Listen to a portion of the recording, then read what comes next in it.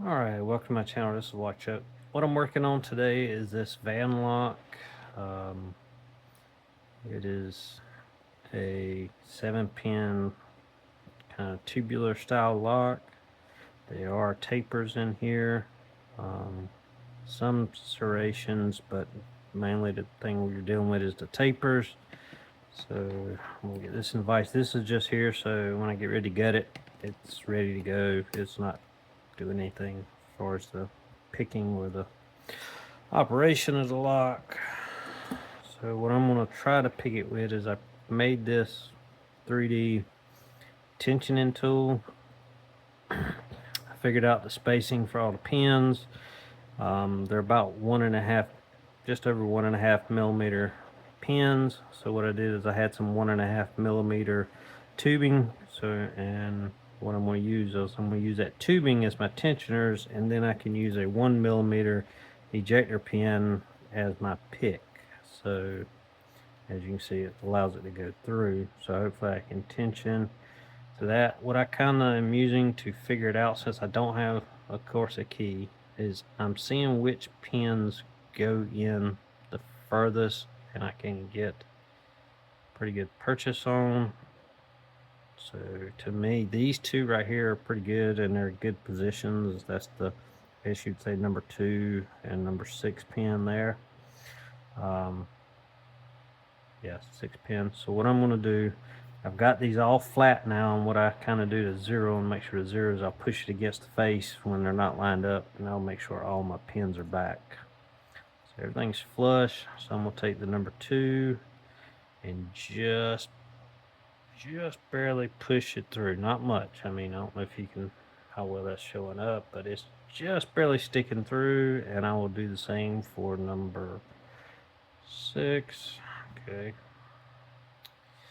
What I'll do, let's see, let me try and do a little more 6. Just a bit more. Not that much. There we go. Let's see. And I'm going to try to put it on there. Okay. I'm going to put it on apply tension. And I'm going to check these pins first, because if they're not springy or I can't get them springy, I'm going to say that they too deep. All right. So that one went springy. And that one's completely springy. So I'm going to just start picking. I'll probably fast forward because this is going to be a timely process. So I'm just, like any lock, just feeling for a binder and give it a nudge. Like right there, I got a little bit of a rotation. So I'm going to continue to do this until hopefully I get it open, or at least a turn. So, all right, we'll probably fast forward and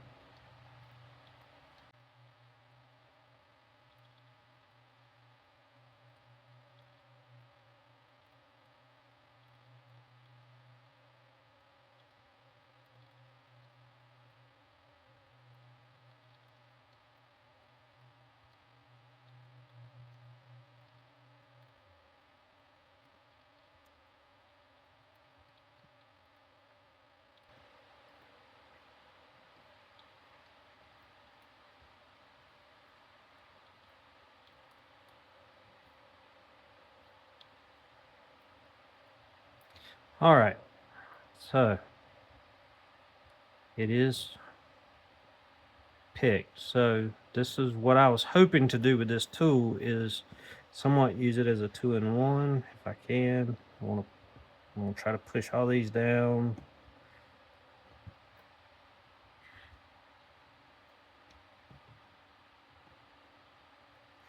Oh no.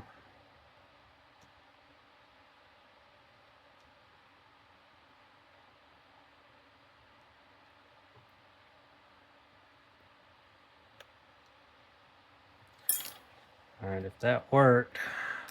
Oh, nope, I heard something click.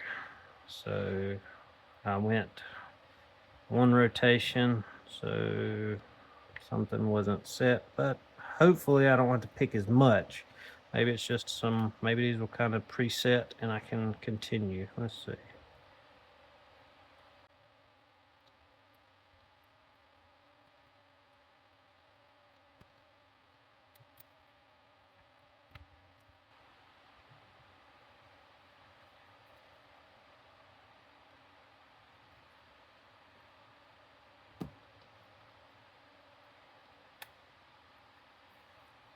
All right, just got it turned another rotation. We'll try it again, and you know, if not, it's at least speeding up some of the picking to get the complete turn.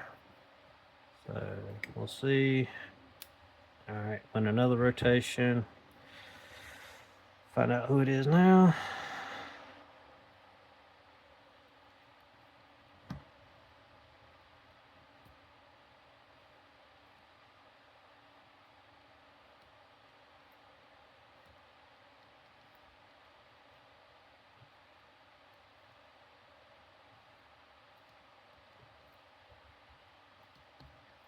All right, got another rotation. Had to set this one.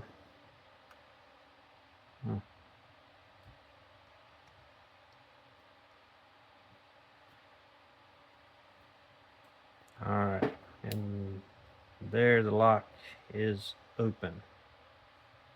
Let's see, I think that's as far as it'll go. Let's just double check. Let's see, it may go, yeah, it's all the way around to this position. So I think that's open. So let's see. And I may have got it impressioned enough to use this as the key. Yep, there you go. Makeshift key. So that did work. I guess that is the, let's see if I can get it to focus. So that is the bitting of that lock. All right, so let me get this back in position. There we go. We're locked back up. And let's get this, okay? All right, so that's threaded, so I can pull that out. And then you get the core out. You just take the tension off of the actuator, and the core will slide right out the front. Just need to remove that C-clip.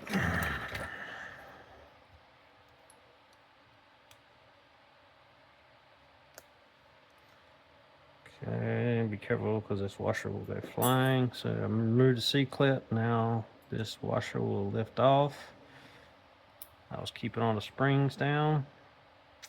I'm gonna go ahead and pull all the springs out. And we'll say this is one. If you're looking at front, I'm going one, starting at one, going around clockwise.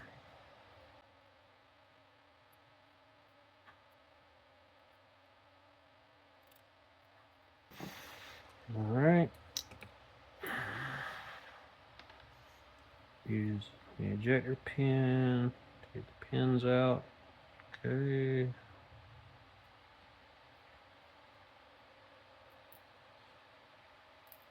All right. So we got a master wafer and number one.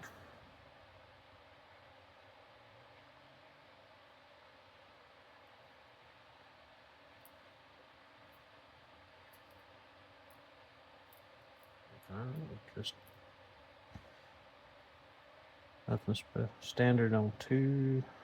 Number three. Serrated, and it has a master wafer in it as well. 4 is a standard driver, master wafer, and a serrated driver.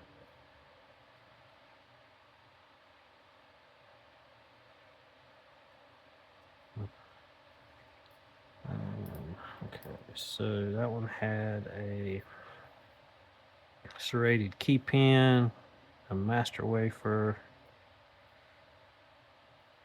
and a standard driver. Oops, the springs are getting all away. Oops, I dropped that all out. But there's a serrated master wafer, serrated driver, and a standard. When I say standard, all of these pins are tapered. Even the wafers, the drivers, everything is tapered. So that's why you constantly have to keep pushing on the pins. All right, so number 4 was just a serrated driver, and again standard or tapered pins. So let me get these kind of situated here. get these up on our side. They are tapered, even the wafers are tapered. But anyway, you get the general idea.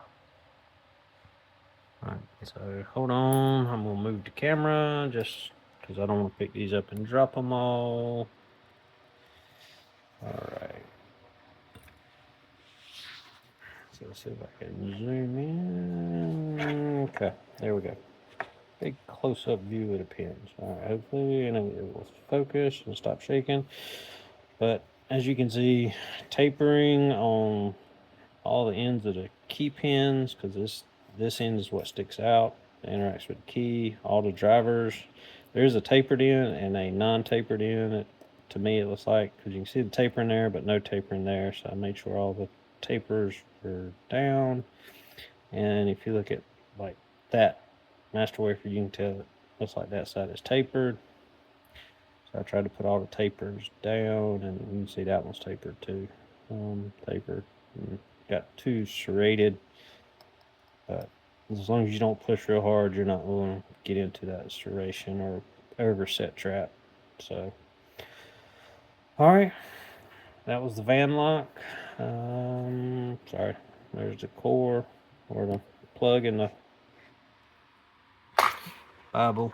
Come on, focus. All right, so, but nothing really,